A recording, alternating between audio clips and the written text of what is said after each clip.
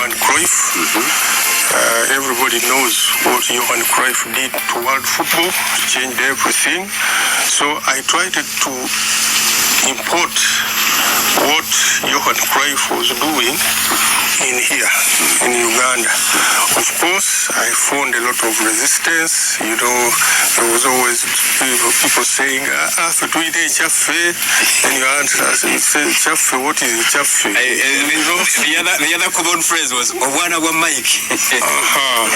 Now, for me, I was saying, okay, I can educate these young kids into these things, and indeed, I have done that. So, for me, the most important thing, actually, I have earned respect in football circles. Okay. Maybe, Patrick, Coach, after close to 6 years at the club and what you achieved with the club, are you disappointed in the manner in which you left? No, I was not. First of all, I was not going to extend my contract. I was going to see it through. When was it supposed to? In June. This June. So, because I had already started seeing indicators of people trying to interfere in what I was doing. Okay? And maybe some people wanted more glamour, which I usually desist from being the public, face of the club. I was always taking a back seat. So, and, so when I realized that, of course, I said, no, I have to see out my contract, and that is it. So you had already made up your mind not to renew? Yes. So whose decision eventually was it? What happened? Because I think it caught everyone by surprise that you left with just 2 months, close to 2 months, about 2 months to the end of your contract. What happened? Who pulled the plug? Was it you or KCCA management? Management, Mr. Sekaji. You see, Mr. Sekaji. So, the club couldn't wait for your contract to expire. I think that's what happened. And still you're not disappointed? No, I'm not. Why should I be disappointed? Because Coach Mike, it's different. Your contract expiring and you say I'm not renewing. It's different from 2 months remaining, and then the two parties mutually agree to part ways. Yeah. So, we agreed. The management, the chairman saw it that we could do it earlier, and they accepted that. Okay. Well, we're going to take a very short break. When we come back, we're going to continue our conversation with Coach Mike Mutebi, and of course, we still have a lot to talk about. KFM Sports, your source for the best local and global sports news and events. Outside Uganda, there's a gentleman who is a King Sports follower, Parker. I think he's telling me that he's around this time. Okay, he's a keen listener also. Coach Mike, before we went into the break, we were talking about your decision not to renew the contract at KCCA FC, and then the two parties meeting 2 months to the end of the contract and decided to part ways. This decision not to renew the contract that you made, was it out of deciding to take a break, that maybe 6 years is enough, and I don't need to do more, or there were things that were happening at the club that you didn't agree with and you realized that would not be able to enable you to do your job properly? Yeah, I saw it coming. Like I told you, the interference, I could start seeing it coming, and for me, I could not accept that. Okay? Interference from who? From the powers that be. When I was with the chairman, Kabugo Julius, and Abra Shava, Abra Shava has been in football for 20 years, and he knows all the problems in Ugandan football. So we used to work hard together, exchange ideas to help grow the club. Exchange ideas, try to grow the club and move it forward. Now, think when this gentleman came in, he had other ideas. The new chairman. Yeah, which I believe would have been good to continue building on what has always been in place. You see?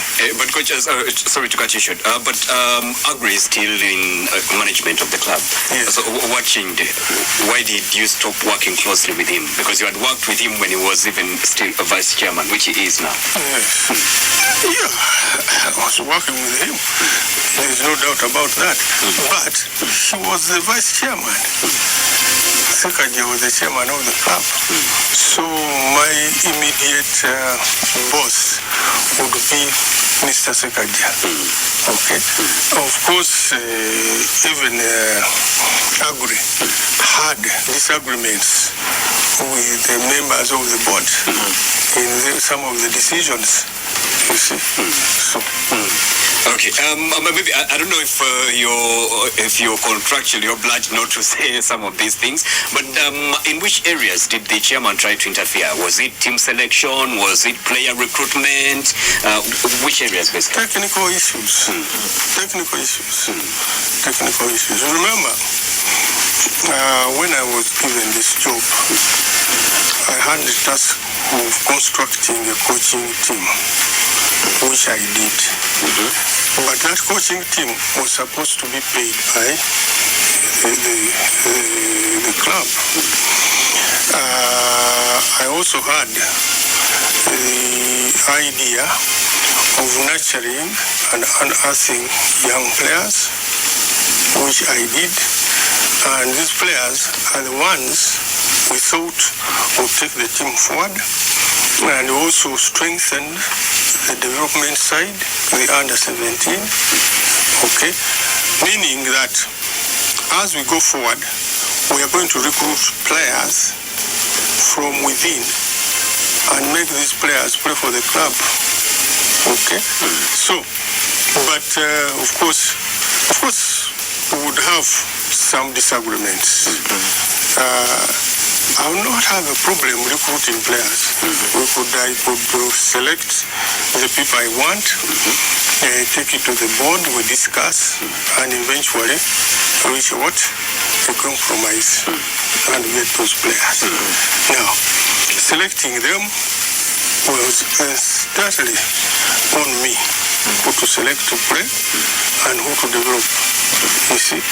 But the most important thing is that I really groomed young players who won trophies for the club against all expectations. Because even whenever we were going on the continent, the clubs we were playing with were saying, oh, these cool boys. But on the field of play, the way they were playing, because they had been educated from starting down here, it made them confident to play like mature men.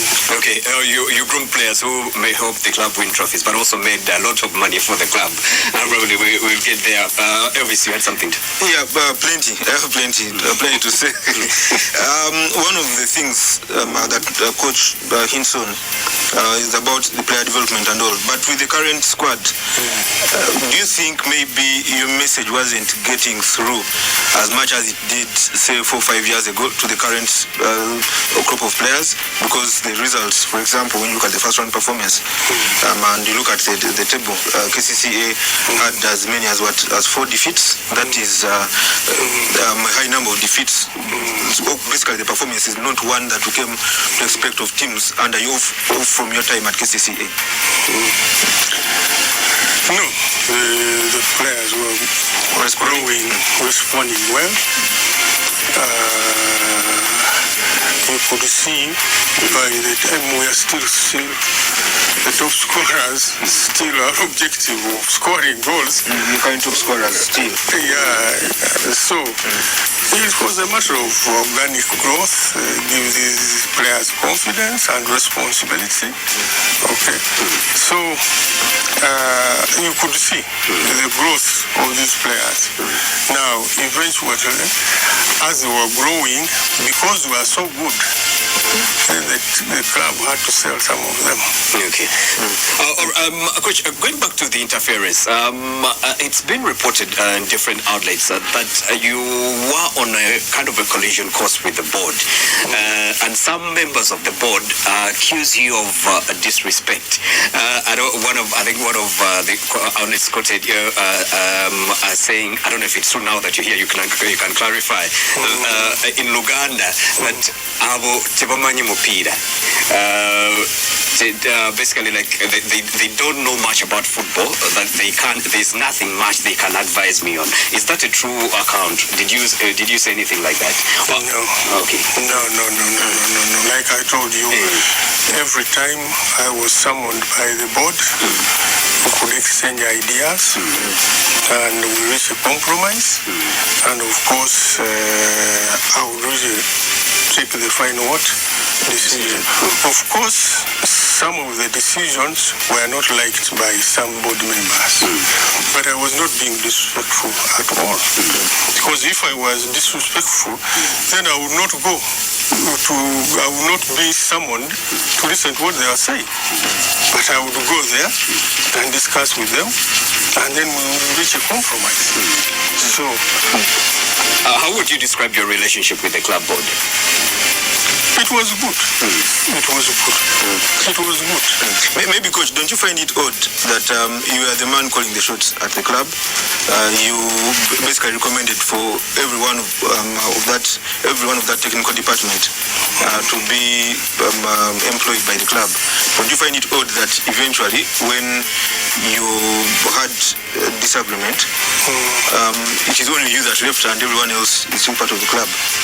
Yeah, my responsibility was to usher in bright minds, okay? Recruit those coaches for the club. Like I told you, they were employed by the club. The task for me was to get the right people. Now, my leaving does not mean they should also leave. It is up to them either to stay, to see their contract, or to extend their contracts. So they were never owned by me, they were owned by the club. Then, Coach, there are reports also that your relationship maybe sometimes with your fellow coaches wasn't as good. There was that much publicized incident with one of your assistants, Kadu. Yeah, that is part of it. We call it in management, conflict management. Yeah, when you have sharp people around you, they will always question you and try to have answers for them. That's part of it, but that does not mean that the relationship was bad. No. Okay, all right. We are going to take a break because it's top of the hour, but we have a few more minutes with Coach Mike Mutebi. We've been looking back at his time at KCCA FC, but there's also been a lot said about his next step.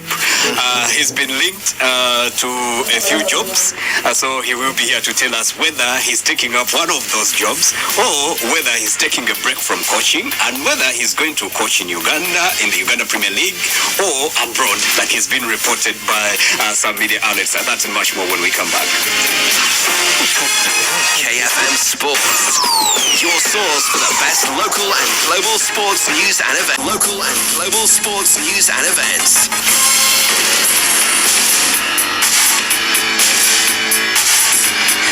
Welcome back. It's 6 minutes past 12. This is KFM Sports and Patrick Kanyumusia, Elvis Sendono. Ishmael Dakabashigongo is missing in action now, though he was supposed to join us along the way. Hopefully, he will join us before we conclude the show. He was finishing up a few errands there. We are still with our special guest today, Coach Mike Mutebi, former coach of KCCA FC. We've talked already a bit about his tenure at KCCA FC. Coach, as we move on, maybe Patrick still sounds strange referring to Mike as a former coach. Yeah, I mean, when I realized it when I was sending out the tweet.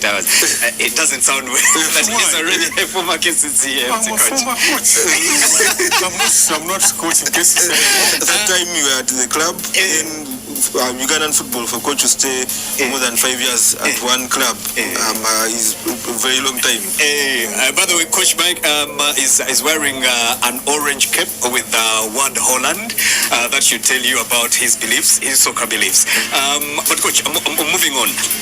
There are people who say that you got too comfortable at KCCA FC. Interestingly, something you've always accused Ugandan players of. You've rightly said Bakutamangu. But the people who say you got too comfortable at the club. That is silly talk. Very silly talk. Because if you always achieve, want to do the best. You know, like I was telling you, the team was growing every year you could see the movement of players, you know, the growth of players. How could I say that I was satisfied? You know, but it is in Ugandan football mentality that when you achieve something minimalistic, thinking, say, like you see it in the national team, you know. When we qualified second, I think, in a row, then people thought, it was enough. Yet saying that if you have set the agenda that you want to be the best, you must keep working hard so that you maintain whatever they believe. So this thing of and in addition, they say you got too comfortable and you started refusing offers from elsewhere. Yeah, because I had to accomplish what I had set up as a person to do for KCC. How long do you think it would have taken you to complete, or for you to feel that you've done a sufficiently good job at the club? Like it has done now. I told you that the only missing in achievement was we could not win the Confederation Cup and the Champions League, but we won the Sekafa, meaning that all the activities, all the tournaments that the club entered in, we won them, save those two on the continent. Okay. You talked about resistance that you found at the club, especially how you went about your job, playing young players, bringing through young players, but you also come under criticism for what most people call playing players out of position. This resistance, I know most coaches are not bothered by the resistance from the fans. Did it ever come from within the administration of the club? Like I told you, I am not a guesser. There's no playing player out of position. I look at the player and give them the knowledge and make them fit in what we play. So there was not resistance, anything. The only disturbing thing was that, can that be done? Because that is always the question. What I told you that Fatwine Chafu Chetusambe Cha Uganda Chechiriwa. You know, I had to do something different. You know, play three at the back. You know, for most of the people, it was foreign. Yet, when you look at international football, these are the formations that now are being played: 3-5-2, 4-3-3. You know, so now, but the functionalities of those the system depends. Okay, you may find that I've been playing a 3-5-2, but when the game is going on, I'm playing two at the back. Okay, still on that, Coach, there's someone who sent a question when I sent out a tweet that we would have on the show today. It's called Kada, and he said, please, Patrick, don't forget to ask Coach Mike why he always played Musana ahead of Achai instead of the reverse. That thing has always bothered me. I want to hear the technical explanation from him. Thank you.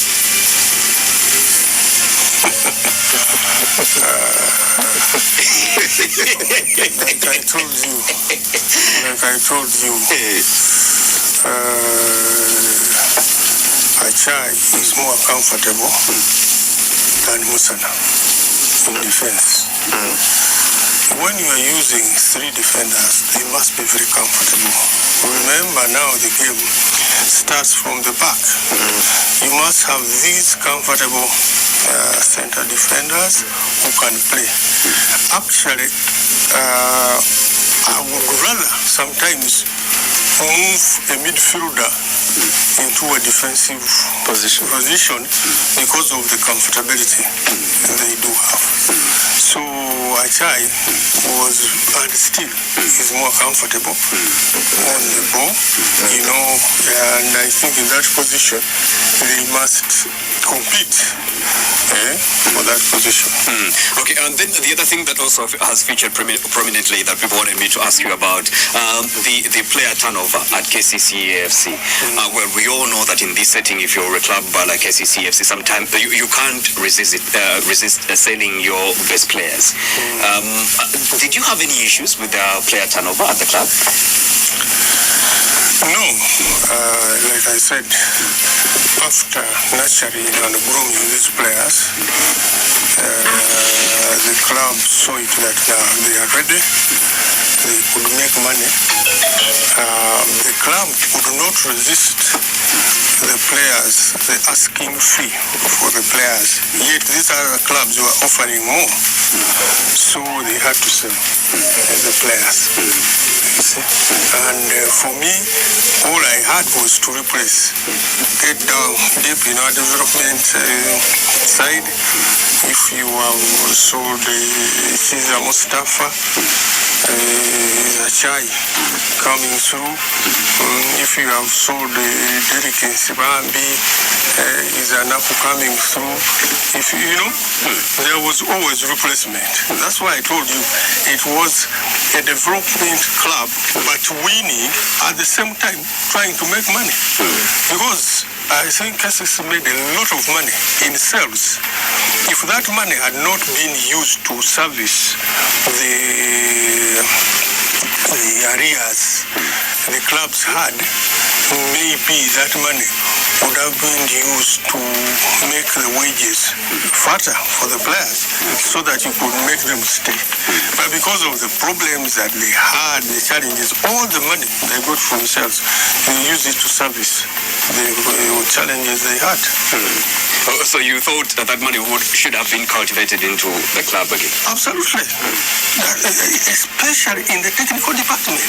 Improve players' wages because they have made that money.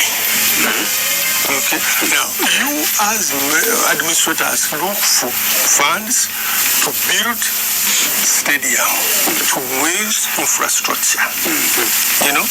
So, but because we are not reached that, you had to use that money to service whatever the areas the club had. But like I said, as you go on, you reach a scenario where maybe you can afford to stay these players, pay them well, and maybe the club, the chairman, uses money, try to solicit money from the authority to build the infrastructure. Okay. So, but for me, my duty was to put a proper structure, technical structure in place, to groom players, to build a winning mentality, to play with identity, okay, and win trophies, which we have done.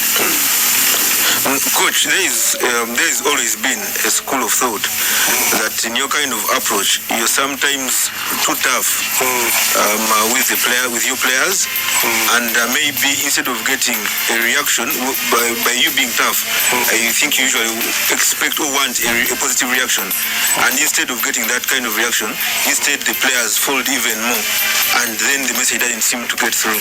They don't. We call it tough love. I'm going to tell you straight in your face that this is what you are supposed to do. This is what you are not supposed to do. So if you are willing, we work to to improve on this weakness and try to perfect what you do. Okay? Now, unless you tell that to the players, and it's not just a matter of coaching. I tell you, you must teach these people to understand exactly what to do. But people who think that maybe you should also try to alter your approach and maybe you can get through more to these players, because we've seen so many coaches elsewhere, more established ones and all, sometimes altering, considering even the generations and the kind of the way people are brought up these days. Maybe perhaps you could also consider a change in approach. Maybe to add on, I was watching our colleague Max Ali, I think it was on press box the other time, and he made a very glowing, not tribute, but he holds in very high regard. He actually believes you're the best coach in Uganda, and he says you've lived well within the Johan Cruyff school and everything. But he said that coaches in that school, he singled out, I think he pointed out Pep Guardiola, that they have man management challenges, and he said that with all the things you have as a coach, everything is okay, but he believes you have man management challenges. Is that something you see in yourself? I don't think so. Man management, you are supposed to be true to the players. You tell them the right thing, and they do the right things. You see, you're not going to pamper people when they're not doing work. You see, all these coaches they're talking about, Sir Alex Ferguson had to be very strong to get out the best of Ryan Rooney. You know, there are these players, you know their backgrounds, where they came from, mainly maybe they are fathered by a father, one with a mom. How do you handle them? You see, so I don't think there's a challenge in management. What people describe as poor management is that I'm too frank to people. I tell them clearly, whether in public or in the dressing room. And that's that part of it. Okay. All right. I think unless we say something, but before we talk about the future, because we also want to get your views on the Uganda Cranes. But before we wrap up, KCCA FC, you described this as a baby that you've been nurturing. How would you describe your time at KCCA FC? Good. Like I told you, I set up to put the technical department in place in terms of getting good coaches, recruiting good young players, growing players, strengthening the academy, which I have done. So, and in all that, we have managed to win trophies, like I have told you before. And for me, I am happy with what I did set up to do personally. Okay? And of course, for the club. What is your proudest moment? What is your biggest moment in your time, the last close to 6 years at KCCA? What would you describe as your best moment? Clive Chaze has his with you. I think he was mentioning qualification to the group stages of the Confederation Cup. He wrote a piece about it. But what would you describe as your best moment?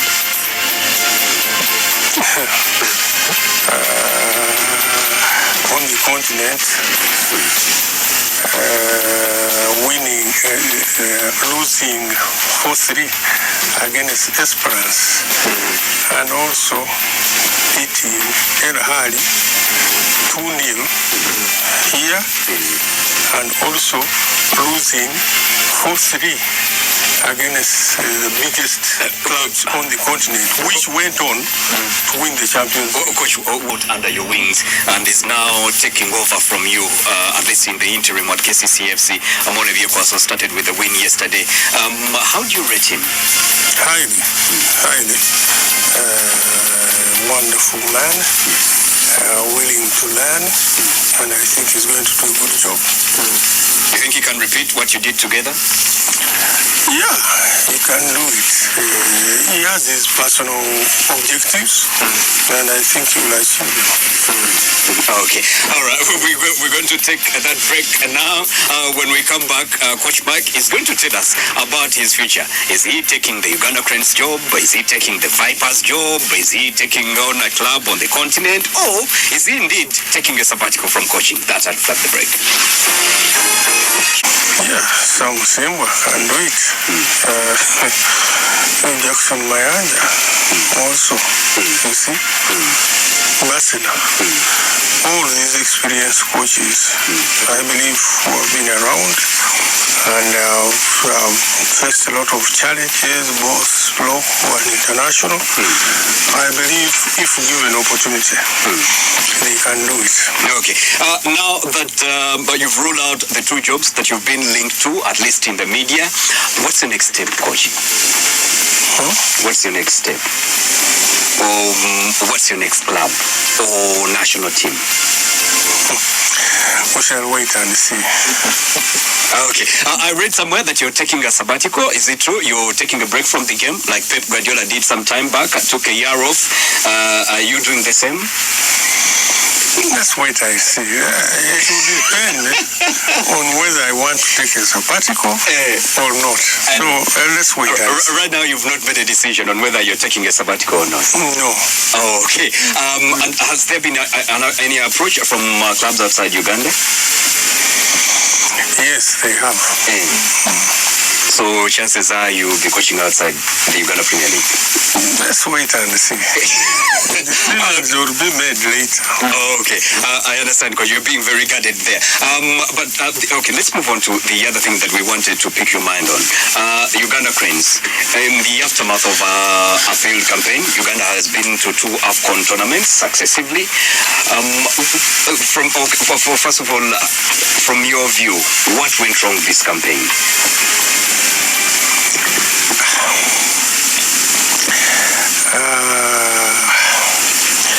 I think the boys did all they could, but just failed. I think everything was put in place. They had good preparations, you know, but maybe, like you said, some of our players got comfortable, and even us, the public, minimized our opponents, not knowing that now the gap between the so-called small nations and the big ones has narrowed so much. So, yeah, it was just unfortunate, but I cannot blame them. They did all they could, but eventually, the best team, the best nation in the group won and qualified. Not that they did not deliver, they tried their level best. Okay. But are there things you think could have been done better? Fine, you say the boys did their best, but generally, the entire campaign, maybe from the boys, maybe from the FUFA administration, are there things you think could have been done better? I don't think there is any. Because if FUFA put the right environment in place for the players, promised them allowances, okay? So it was mainly up to the players to go there and deliver. Okay. We will be bringing in a few questions from some of the listeners. One of them is Mwine Edgar, who says, I think you've already answered this. He says, ask Mike who has been the best or most complete of the players he has managed at KCCA. I think you already answered that, Alan Okello. And then he says, otherwise, Mike has been a bully. He also bullied clubs, and he says you grabbed players, Shaban, Luanga, but he also says you let down some of your players like Shaban, Nicholas Kasozi, and Saddam Juma. That comes in from Mina Edgar. I did not let them down. They did not do the right things. they could not fit in. First of all, having known that they could come and serve the club, I recruited them. I gave them a chance. They misused it. So we couldn't stay with them. A player who comes from training and just sits out there, not trained, then in the evening he drives home. So what do you do to that player? So the ones, the Kasozis of this world you have talked about, they were themselves, distracted themselves. You see, Saddam did what he did, and it was time for me not to renew his contract, but he served, and he served well. Okay. Then Godson Muhwezi says, ask Coach Mike if there's any other club here in UPL that has a structure to give independence to the technical team that he had at KCC. That's a Godson.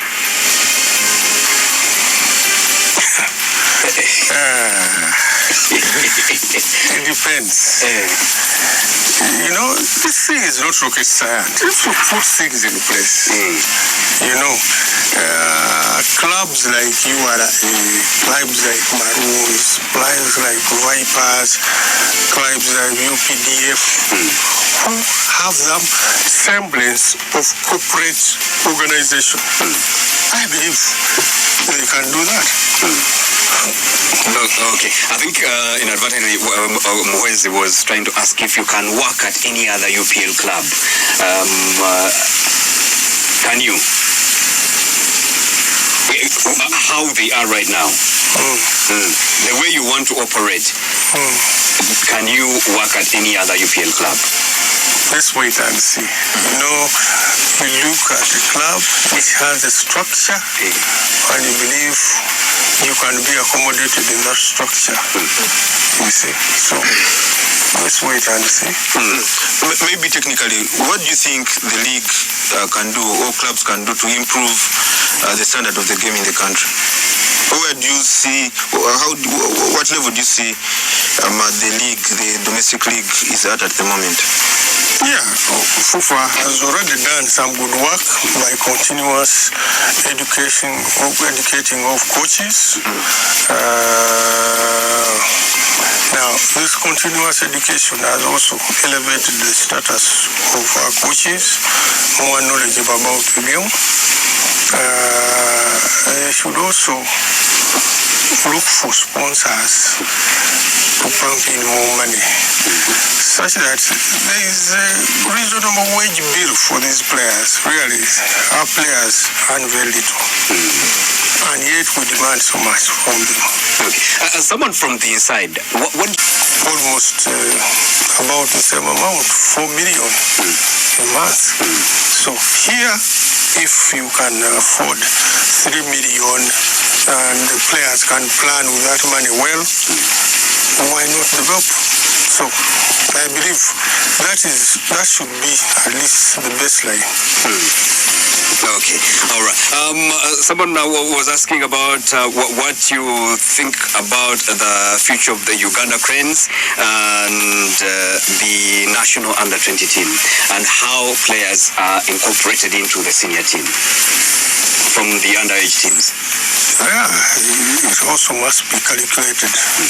We cannot get just excited. If we are going to usher in these under-20 players, we must look at a group at maybe 7 of them or 6, 8, graduate them into the national team. Also try to retain about 11 or 12 players who have been the mainstay in the senior team. So I believe if it is done strategically, I think the sky is the limit for the national team. Okay, staying on that transition, some fans in the aftermath of that failed campaign, of course this happens a number of times, they think that some of the most senior players in the team, the goalkeeper and the others, that it's time for them to leave the stage now. would that be advisable, or you would want them to stay on at least for the upcoming qualifiers and maybe the next AFCON qualifiers? Yeah, they should stay on. Why? You need the experience of young. He's 33 or 34, something like that. You need Farouk Mia. You need a core. You cannot just, just throw away all the players that have been playing for the national team. No. You need about, like I said, about 15 players to stay in the national team. Then you graduate about 8 from the and then try to emerge a team they can take forward and maybe help you qualify for World Cup 2020. Okay. All right. We will be taking Elvis, if you have, as we get a few more here. He's answered almost every question. Okay. I was checking out someone here who, I can't trace the question, but we will get back to it. The strength of the league, coach. How do you rate the strength of the Uganda Premier League? Yeah, because maybe briefly as you come in, many people think that maybe even Crane's failure to qualify has something to do, even actually when you factor in the Crane's performance at Chan, that maybe our league is not good enough. Yeah, because the strength of the local league has an impact on the national team, right? Yeah. The league has not been as strong as it's supposed to be. There are so many factors that affected that. Like I said, we need to put in more money in the league. Okay?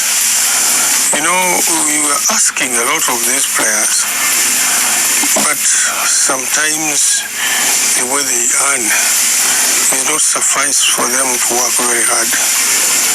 Yes, we have the players. Yes, we have the talent. But also coaching them is another thing. You see, you should, us as coaches, a good coach must elevate themselves by showing that they have grown a couple of players. Okay, give them confidence to play. And the problem is, our people are scared to give these young players a chance because they think they don't have experience. But you cannot get experience unless you play. So you give them a chance. The ones they are competing with are not so tough that they are going to stage a challenge that are going to intimidate the players.